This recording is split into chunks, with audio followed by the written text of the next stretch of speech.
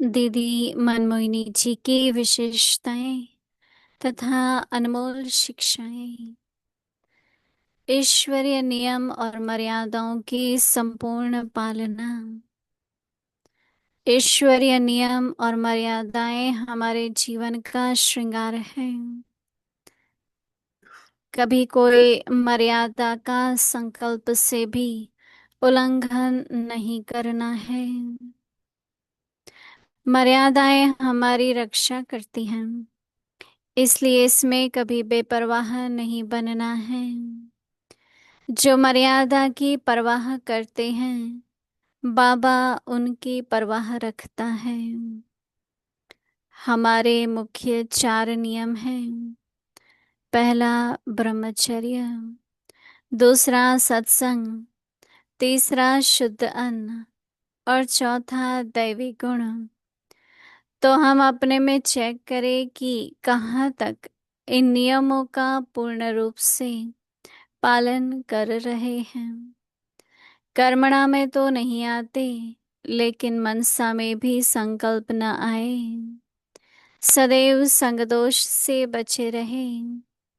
सदैव याद रहे कि हमें एक की सुननी है, एक को ही दिल में बसाना है। ओम शांति।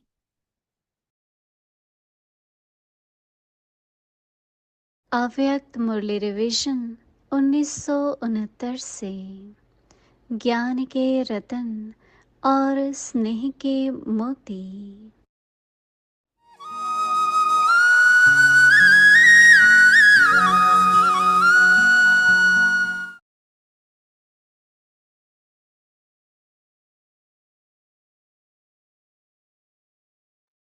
अव्यक्तवाणी। तारीख है 1 फरवरी 1976। रूहानी क्षमा और 3 प्रकार के रूहानी परवाने। जो स्वदर्शन चक्रधारी नहीं, वह भविष्य का चक्रवर्ती राजा भी नहीं होगा। 63 जन्म भक्ति मार्ग के अनेक प्रकार के व्यर्थ चक्कर लगाने में गंवाया। वही संस्कार अब संगम पर भी न चाहते हुए भी क्यों इमर्श कर लेते हो। चक्कर लगाने में प्राप्ति का अनुभव होता है या निराशा होती है। 63 जन्म चक्कर लगाते, सब कुछ गंवाते, स्वयं को और बाप को भूलते हुए अब तक भी थके नहीं हो कि ठिकाना मिलते भी चक्कर काटते हो। अविनाशी प्राप्ति होते विनाशी अल्पकाल की प्राप्ति अब भी आकर्षित करती है।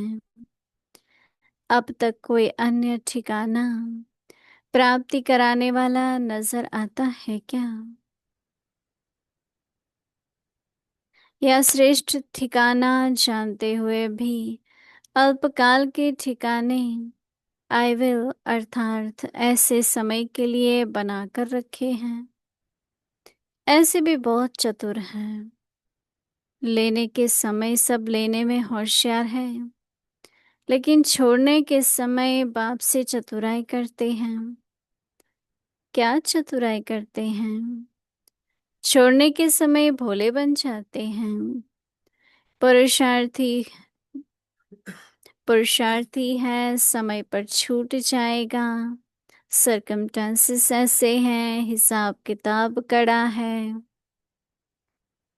चाहता हूँ लेकिन क्या करूँ, धीरे धीरे हो ही जाएगा। ऐसे भोले बातें बनाते हैं। नॉलेजफुल बाप को भी नॉलेज देने लग जाते हैं। अच्छा, आगे की मुरली कल सुनेंगे। ओम शांति।